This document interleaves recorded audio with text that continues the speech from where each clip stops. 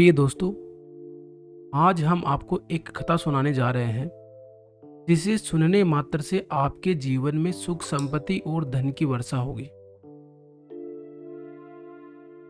तो चलिए कथा को प्रारंभ करते हैं। भगवान शिव पार्वती से कहते हैं, यह 3 बातें मानव को कभी भी किसी को नहीं बताना चाहिए। जो मानव यह 3 बातें नहीं बताते वह इंसान कभी भी गरीब नहीं रहते। गरीबी से मुक्ति के लिए इन 3 बातों को किसी से भी शेयर नहीं करना चाहिए।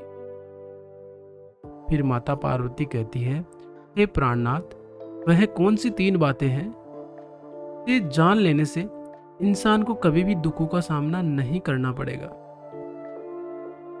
भगवान शिव कहते हैं, हे देवी, आज मैं पृथ्वी लोक पर एक सन्यासी का रूप धारण करके यह 3 बातें बताने जा रहा हूं। कृपया आप इस कहानी को ध्यान से सुने। अगर आप यह कहानी सुन रहे हैं तो पूरा सुने। इस कथा को आधा अधूरा छोड़कर जाने की गलती मत करिएगा, क्योंकि इस पवित्र कथा को पूरा सुनने से मनचाहा फल की प्राप्ति होगी। इसलिए इस कथा को पूरा सुने। आप शिव भक्त हैं तो भोलेनाथ का अनादर ना करें। आज की इस प्यारी सी कहानी की शुरुआत करते हैं। प्राचीन समय की बात है।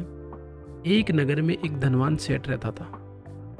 उसके घर में किसी चीज की कोई कमी नहीं थी और उसका व्यापार बहुत अच्छा चल रहा था। उसकी पत्नी भी बहुत खुश रहती थी, क्योंकि सेठ हर महीने उसके लिए नए नए गहने खरीदता था और उसे बहुत प्रसन्न रखता था।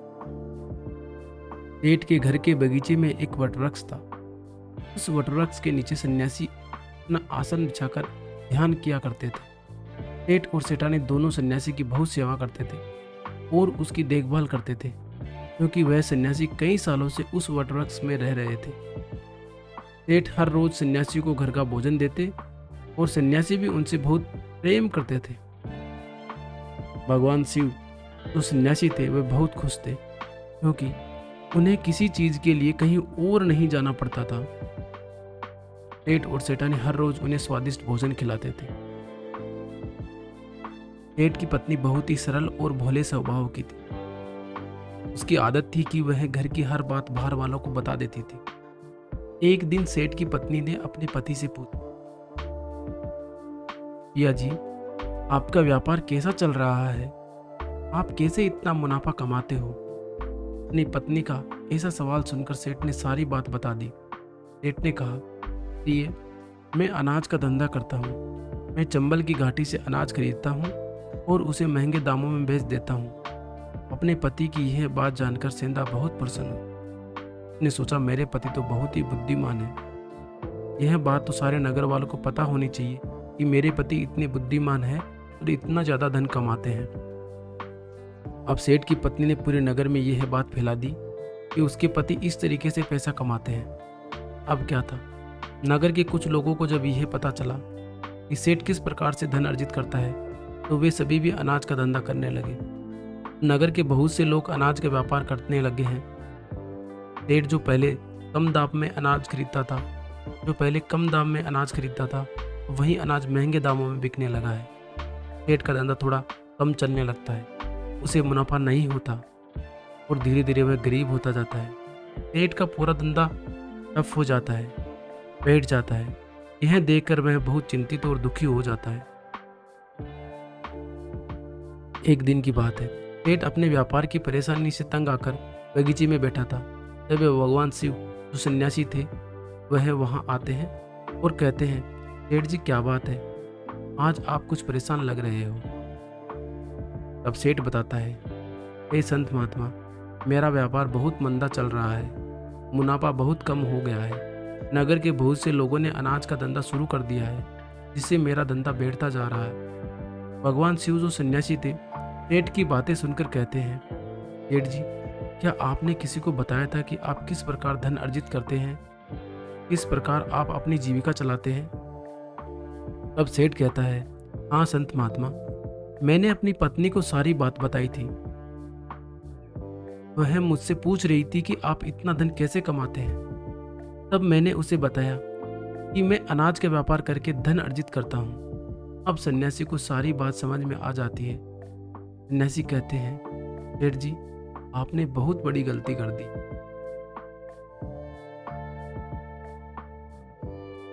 आपको सेंधा जी से यह बातें नहीं करनी चाहिए।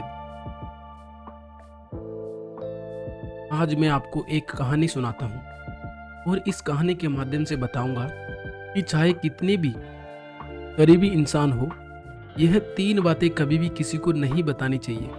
इससे गरीबी आपके आसपास भी नहीं भटकेगी। अब सन्यासी जो भगवान शिव थे, वह अपनी कहानी प्रारंभ करते हैं। सन्यासी कहते हैं, सेठ जी, एक समय की बात है, एक नगर में एक गरीब आदमी रहता था। वह इतना गरीब था कि अपने परिवार के लिए ठीक से भोजन भी नहीं जुटा पाता था। गरीब मनुष्य के लिए एक अपमानकारी दुख था कि धन के बिना गृहस्थी और घर चलाना बहुत मुश्किल था। वह गरीब आदमी जैसे तैसे अपने घर वालों का पेट पाल रहा था। कभी उनको भोजन मिल जाता था तो कभी भूखे पेट ही सोना पड़ता था। एक दिन उस गरीब आदमी की पत्नी ने कहा, हमारे पास तो धन ही नहीं है। सुबह को खा ले तो शाम की उम्मीद नहीं है, शाम को खा ले तो सुबह की उम्मीद नहीं है। आखिर ऐसे कब तक चलेगा? मैं जैसे तैसे करके घर चला लूंगी, लेकिन आप धन कमाने के लिए प्रदेश चले जाएं। इस प्रकार से हमारे परिवार का गुजारा नहीं चलेगा। मनुष्य के पास चाहे कितना भी धन हो, लेकिन अगर उसके पास कोई काम नहीं है तो वह धन भी बेकार होता है। अगर हम कुछ नहीं करेंगे तो अपने बच्चों को कैसे पालेंगे? भूखे मरने से अच्छा है कि किसी की छोटी मोटी मजदूरी ही कर लें। वह पत्नी के बार बार कहने पर वह गरीब आदमी धन कमाने की आस लेकर घर से निकल पड़ा। वह जंगलों के रास्ते से प्रदेश के लिए रवाना हुआ। चलते चलते वह एक जंगल में पहुंच गया। दूर की यात्रा तय करके जा रहा था। बेचारा थक चुका था तो उसने देखा कि आगे एक छायादार बरगद का पेड़ है। उस पेड़ की लंबी लंबी शाखाएं थी, उसकी जड़ें जमीन को छू रही थी। शीतल छाया देखकर वह बेचारा गरीब आदमी उस पेड़ के नीचे बैठकर आराम करने लगा। वह गरीब आदमी बरगद के नीचे आराम से लेटा हुआ था। तभी उसने देखा कि कहीं से एक सांप आया और वह सांप उसी पेड़ पर चढ़ गया। गरीब आदमी उस सांप को गौर से देख रहा था। सोचने लगा कि यह सांप इस बरगद पर क्यों चढ़ रहा है और अब क्या करेगा।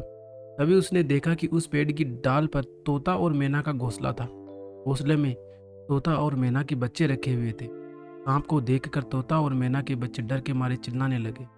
वह गरीब आदमी देखते ही समझ गया कि यह दुष्ट सांप इन बच्चों को खाने आया है। सोचने लगा कि मैंने तो इन बच्चों को देख लिया है, अगर अब मैं इन्हें नहीं बचाता हूँ तो मुझे बहुत पाप लगेगा। बच्चे तो बच्चे ही होते हैं, चाहे वे इंसान के हो या किसी पक्षी के। बच्चों की हमेशा रक्षा करनी चाहिए।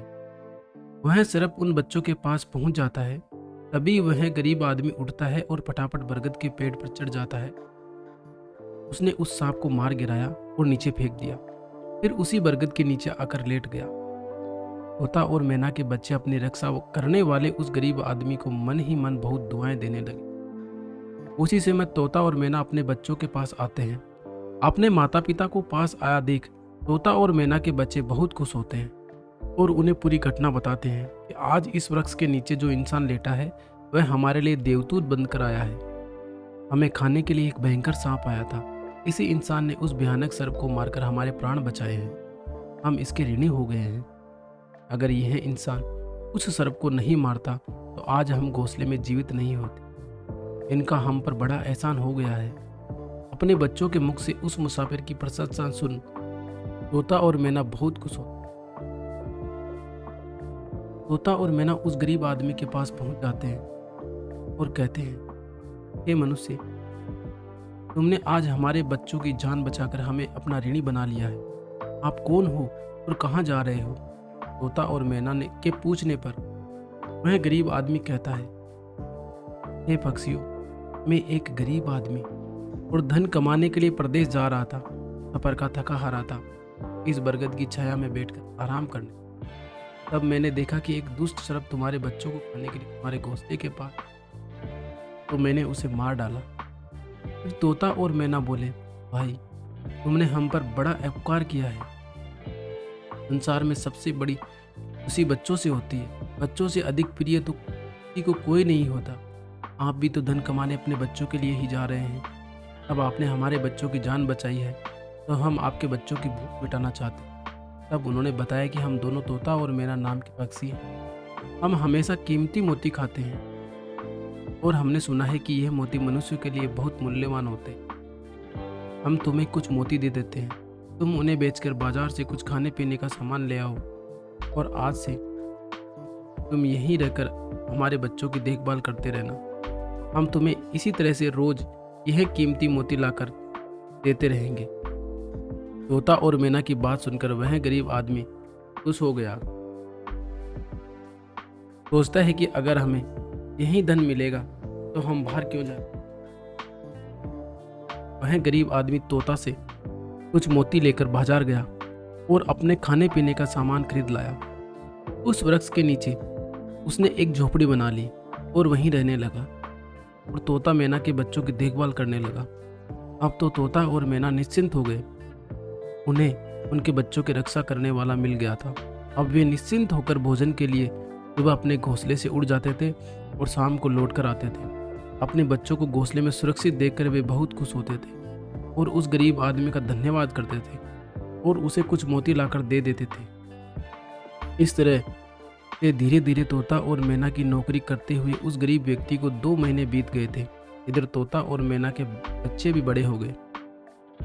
अब उस गरीब आदमी को अपनी पत्नी और बच्चों की याद आने लगी। एक दिन उसने तोता और मैना से कहा, हम अपने घर जाना चाहते हैं, पता नहीं हमारी पत्नी और बच्चे कैसे हैं। तब तोता और मैना बोले, ए भाई, अब तुम निश्चिंत होकर अपने घर जाओ और अपने बच्चों के साथ रहो। हमारे बच्चे भी अब उड़ने के काबिल हो गए हैं, अब कोई भय नहीं है। तुम अपनी पत्नी और बच्चों को देखो, कभी तुम्हें हमसे मिलने का मन हो तो इसी स्थान पर आ जाना। इतना कहकर तोता और मैना उस गरीब आदमी को ढेर सारे मोती दे देते हैं। अब वह गरीब व्यक्ति उन मोतियों को अपने साथ लेकर अपने घर पहुंच जाता है। ने वह मोती अपनी पत्नी को दिखाए तो उसकी पत्नी बहुत प्रसन्न हुई। उसने पूछा, पतिदेव, तुम यह कीमती मोती कहाँ से लेकर आए हो। तब उस आदमी ने बताया, ए प्यारी, मैं बीती 2 महीने से एक तोता और मैना की नौकरी कर रहा था। उन्हीं ने मुझे ये कीमती मोती दिए हैं। ये मोती बहुत कीमती और अनमोल है। इन्हें बेचकर हम अपना घर और बड़ा बनवाएंगे, अपने बच्चों को अच्छे वस्त्र लाकर देंगे और तुम्हारे लिए नए नए गहने बनवाएंगे। अब वह आदमी उन मोतियों को बेचकर बाजार से अपने घर का सारा जरूरी सामान ले आया और अपना घर नया बनवाने लगा और वह आराम की जिंदगी जीने लगा। उस नगर के राजा प्रताप सिंह एक अजीब रोग से ग्रसित हो गए। नगर में दूर दूर से बड़े बड़े वैद्य राजा को देखने आए और अपने अपने तरीके से इलाज शुरू कर दिया, लेकिन राजा के स्वास्थ्य में कोई सुधार नहीं हुआ। जब किसी के इलाज से राजा ठीक नहीं हुए तो एक वैद्य ने राजा से कहा, महाराज, आपकी जिंदगी बच सकती है अगर आपको तोते के बच्चे का मांस मिल जाए तो आप हमेशा के लिए ठीक हो जाए। इस प्रकार वैद्य की बात सुनकर राजा प्रताप सिंह ने अपने राज्य में घोषणा करवा दी कि जो कोई उसे तोता लाकर देगा उसे सोने के सिक्के दिए जाएंगे। धीरे धीरे यह बात पूरे राज्य में फैल गई। सब लोग तोते की तलाश में इधर उधर लग गए पर किसी को भी तोता नहीं मिला। एक दिन गरीब आदमी की स्त्री अपने पड़ोस की कुछ स्त्रियों के साथ बैठकर बात कर रही थी। कुछ गृह गृहस्थी की बातें हो रही थी। बातों ही बातों में तोते की चर्चा छिड़ गई।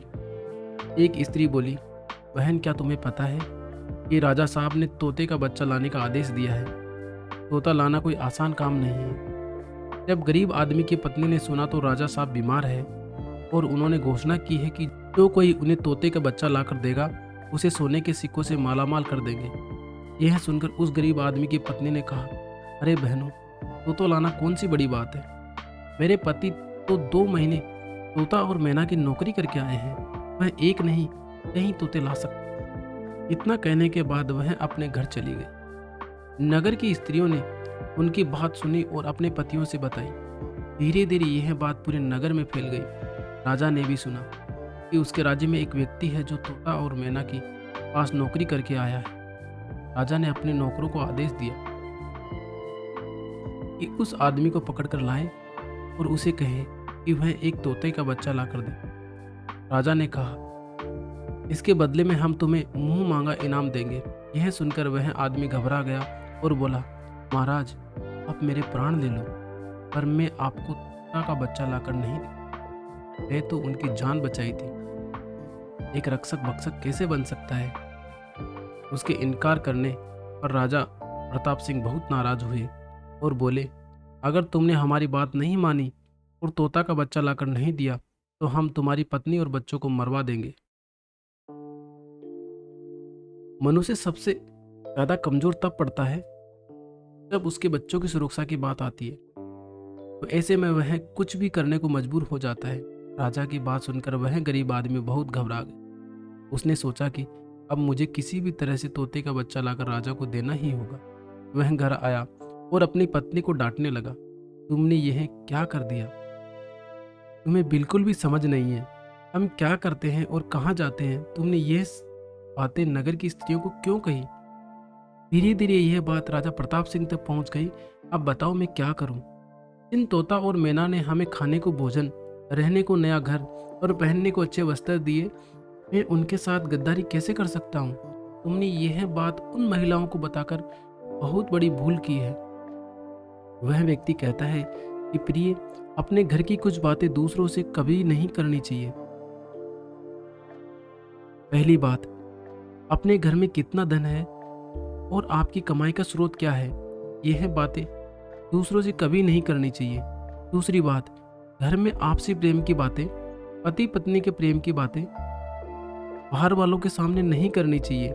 तीसरी बात, आपसी लड़ाई झगड़े, मतभेद, मान अपमान की बातें कभी दूसरों के सामने नहीं करनी चाहिए, वरना लोग हमारी गुप्त बातें जानकर हमारी कमजोरी को समझकर हमारा फायदा उठाते हैं। चौथी बात, अपनी कमजोरी दूसरों के सामने ना बताएं और अपनी उन्नति का राज किसी को ना बताएं। जिन बातों को कहने से अपने परिवार पर दुख आ सकता है, वे बातें कभी बाहर नहीं करनी चाहिए।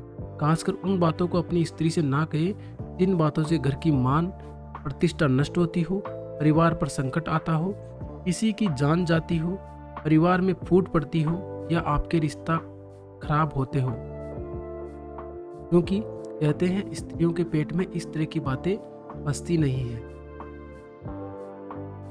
अब वह गरीब आदमी बोला कि तुम्हारी यह गलती आज हमारे परिवार को मौत के मुंह में डाल रही। यदि तुमने इस बात को छुपा लिया होता तो आज हम निर्भय होकर अपने घर में आनंद की जिंदगी जी रहे होते।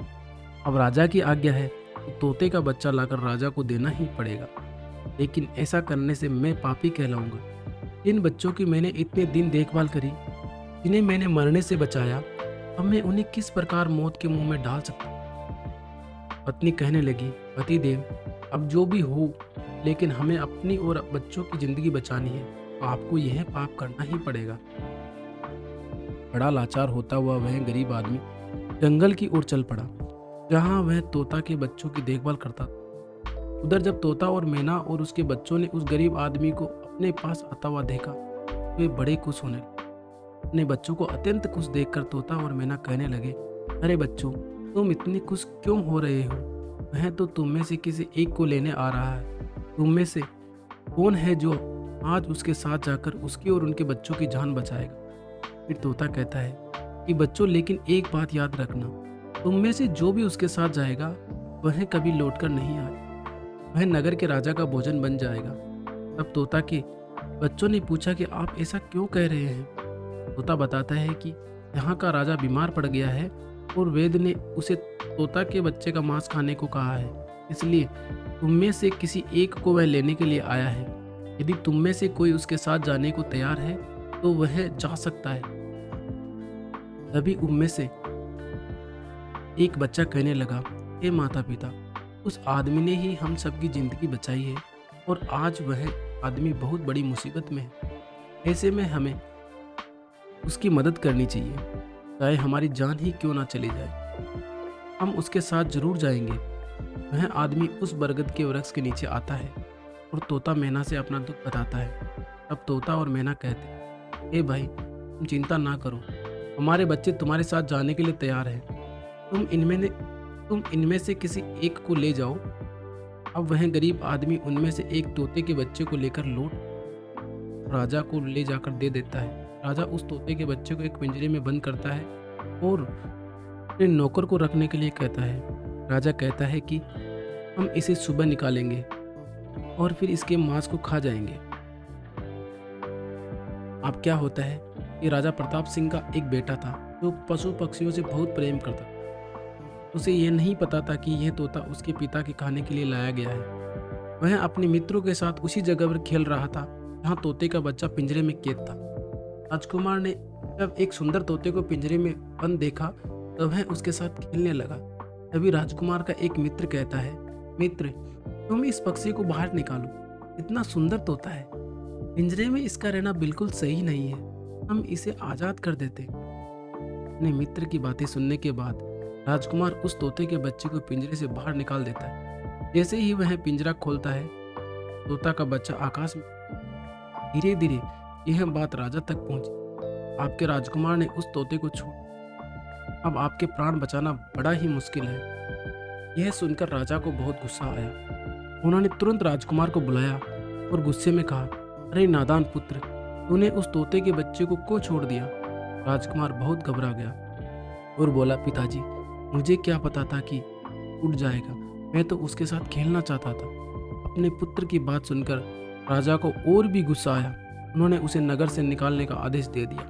अब राजा के सैनिक राजकुमार को नगर की सीमा से बाहर देते हैं। उधर वह तोता का बच्चा उड़कर अपने माता पिता के पास पहुंचा और उन्हें सारी बात बता कि राजा के बेटे ने उसे आजाद कर दिया। तोता और मैना ने जब अपने बच्चे को देखा तो कहा, पुत्र, राजा के बेटे ने तुम्हें तो आजाद कर दिया, लेकिन वह खुद संकट में फंस गया है। उसके दुष्ट पिता ने उसे नगर से बाहर निकाल दिया है। अब उसकी जिंदगी की जिम्मेदारी तुम्हारे ऊपर है। तुम जाओ और उसकी मदद करो। तोता राजकुमार की मदद करने के लिए उसके पास पहुंच जाता है। राजकुमार उसे देखते ही पहचान लेता है, यह तो वही पक्षी है जिसे मैंने पिंजरे से आजाद किया। राजकुमार कहता है, तुम्हारी वजह से मुझे मेरे पिता ने नगर से निकाल दिया है। अब तुम ही बताओ, मैं कहाँ जाऊं? तोता कहता है, मित्र, तुम चिंता मत करो, तुमने मेरी जान बचाई थी, इसलिए मैं तुम्हारी मदद करने आया हूँ। दुख सुख में अब मैं तुम्हारे साथ रहूँगा। अब राजकुमार खुश हो जाता है क्योंकि उसे कम से कम एक साथी तो मिल ही गया था। अब तोता और राजकुमार दोनों एक दूसरे नगर में घूमने लगते हैं। चलते चलते वे दोनों एक सुंदर बगीचे में पहुंच जाते हैं। उसी बगीचे में वहां के राजा की पुत्री भी अपनी सहेलियों के साथ घूमने आया करती थी। उस राज्य के राजा की कन्या का नाम रूपमती था। राजकुमारी रूपमती बहुत ही सुंदर थी और उसकी खूबसूरती की चर्चा पूरे नगर में होती थी। राजकुमार और तोता उस बगीचे में बैठे हुए थे। तभी वहां राजा की कन्या रूपमती अपनी सहेलियों के साथ बगीचे में घूमने आती। राजकुमारी को देखकर राजकुमार पेड़ के पीछे छुप जाता है और तोता राजकुमारी के सामने पहुंच जाता है। राजकुमारी उस सुंदर तोते को देखकर मोहित हो जाती है। वह उसे पकड़ना चाहती है, लेकिन तोता उसके पकड़ में नहीं आता है।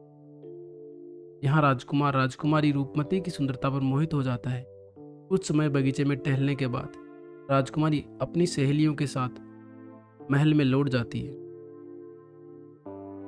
राजकुमार पूरी तरह से राजकुमारी पर मोहित हो गया।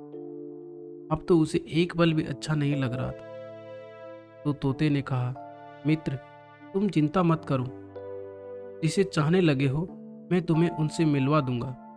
राजकुमार बोला, मित्र, तुम मुझे किसी भी तरह उस राजकुमार से मिला दो, मैं उसके बिना अब नहीं रह पाऊंगा। तोता बोला, मित्र, तुम मुझ पर भरोसा रखो, मैं पता लगाकर आता हूँ कि राजकुमारी कहाँ रहती है और तुम उससे कैसे मिल सकते हो। अब तोता राजकुमारी रूपमती के पास जाता है। राजकुमारी के महल के चारों तरफ सैनिक तैनात थे, लेकिन तोता उड़ता हुआ ऊपर से जाता है और जाकर राजकुमार के कक्ष के बाहर बैठ जाता है। तोता वहां से सब नज़ारा देखता है और सारी बात आकर राजकुमार को बताता है कि महल में जाकर राजकुमारी से मिलना बहुत मुश्किल है। तोता कहता है, तुम एक काम करो, अपना रुमाल मुझे दे दो, मैं तुम्हारे रुमाल आज राजकुमारी के पास पहुंचा दूंगा और उसकी चुनरी ले आऊंगा। और रात में तोता राजकुमार का रुमाल लेकर राजकुमारी के पास रख आता है। राजकुमारी की चुंदरी ले आता है। सुबह जब राजकुमारी रूपमती जागती है तो देखती है कि उसकी चुंदरी गायब है और उसके पास एक रुमाल रखा हुआ है। राजकुमारी तुरंत समझ जाती है कि रात में कोई पुरुष उसके कक्ष में आया था। राजकुमारी बहुत व्याकुल हो जाती है और अपने सभी सिपाहियों को सावधान कर देती है। वह सिपाहियों से पूछती है कि रात में उसके पास कौन आया था, लेकिन किसी के पास कोई जवाब नहीं होता। अब राजकुमारी के कक्ष की सुरक्षा और बढ़ा दी जाती है। अगली रात फिर से तोता राजकुमारी के कक्ष में जाता है और अपने मित्र द्वारा लिखी हुई चिट्ठी को राजकुमारी के पास रख आता है। अगले दिन जब राजकुमारी जागती है और चिट्ठी पढ़ती है तो उसने लिखा होता है, राजकुमारी, मैंने जब से तुम्हें देखा है तब से मैं तुम्हारा हो गया हूँ। मैं तुमसे विवाह करना चाहता हूँ। अगर तुम्हें मुझसे मिलना है तो तुम अपने बगीचे में आ जाना, मैं तुम्हें वहाँ मिल जाऊँगा। अब राजकुमारी अपनी सहेलियों को लेकर बगीचे में जाती है, लेकिन वहाँ उसे कोई पुरुष नजर नहीं आता। वहाँ तो सिर्फ वही तोता घूम रहा होता है जिसे उसने उस दिन देखा था। तोता राजकुमारी से कहता है, राजकुमारी, तुम जिसे देख रही हो मैं तुम्हें उससे मिला सकता हूँ, लेकिन पहले तुम मुझे वचन दो कि तुम यह बात अपने पिता से नहीं कहोगी और मेरे मित्र को बंदी नहीं बनाओगी। राजकुमारी ने वचन दिया कि वह उसे बंदी नहीं बनाएगी। मुझे उससे मिलवाओ, मैं भी देखना चाहती हूँ कि वह कौन है जो इतने सख्त पहरे के बावजूद भी मेरे कक्ष में पहुँच गया। तब तोते ने अपने मित्र राजकुमार को बुलाया। राजकुमार भी देखने में बहुत सुंदर था।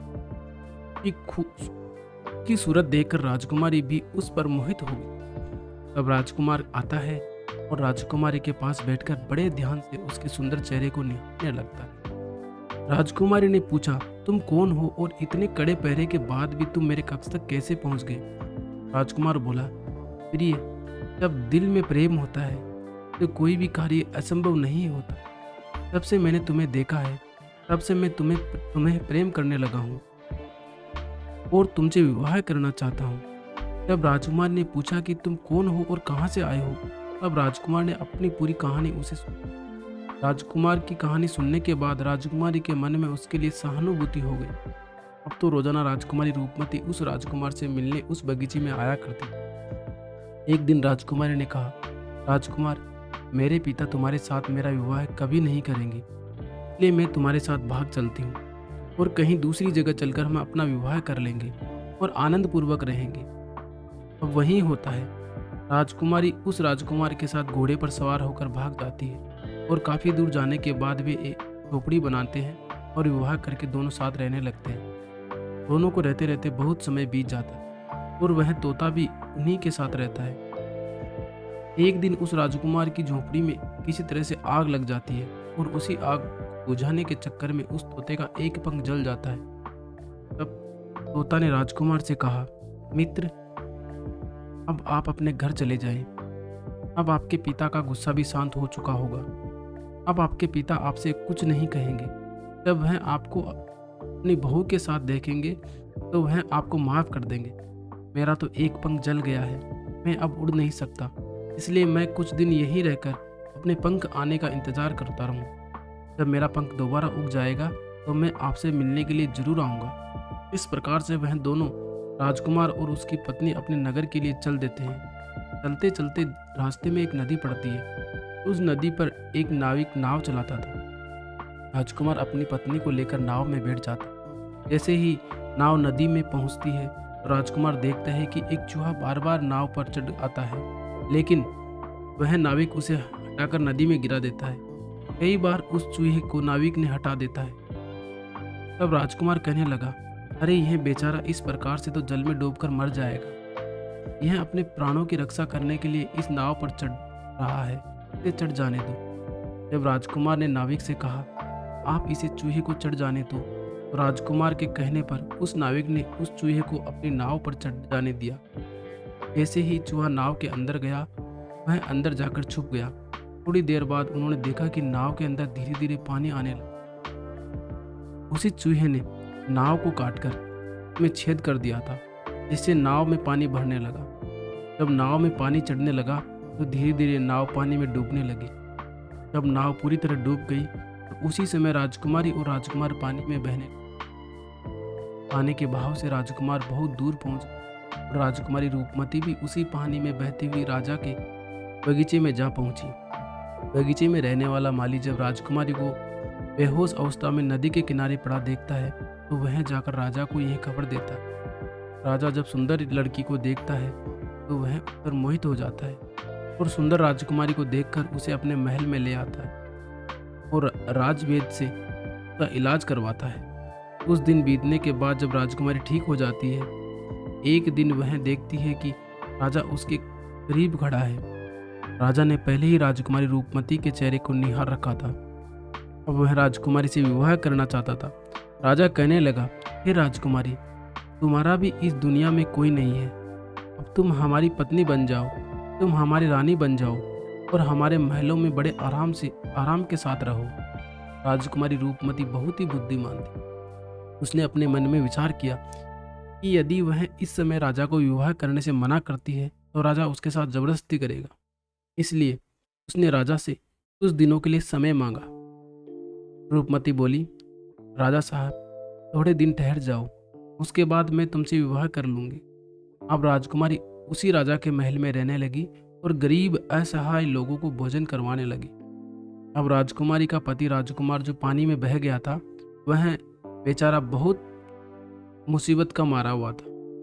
वह इधर उधर घूमता हुआ उसी जगह पर भोजन की तलाश में पहुंच जाता है जहां राजकुमारी गरीबों को भोजन कराती थी। वहां राजकुमार भी पहुंच गया। राजकुमारी ने उसे देखते ही पहचान लिया और उसकी आंखों में आंसू आ गए। राजकुमारी ने राजकुमार को एकांत में बुलाया और सारी बात बताई। उसने कहा, हे स्वामी, आप यहाँ आराम से रहिए और इसी राजा की नौकरी कीजिए। जब हमें मौका मिलेगा तब हम यहाँ से भाग चलेंगे। राजकुमार उसकी बात से सहमत हो गया और राजा का नौकर बनकर महल में रहने लगा। वह राजकुमारी रूपमती की सहायता करने लगा और गरीबों को भोजन परोसने लगा। लेकिन राजा को यह नहीं पता था कि राजकुमार उसका पति है। राजा तो उसे अपना नौकर समझता था। इस प्रकार राजकुमारी रूपमती राजकुमार के साथ पक्षियों को दाना भी डालती थी। एक दिन वही तोता राजकुमारी के यहाँ दाना चुगने आया। अब उसके नए पंख निकल आए थे। जब वह तोता दाना चुगने आया तो राजकुमार और राजकुमारी को पहचान लिया।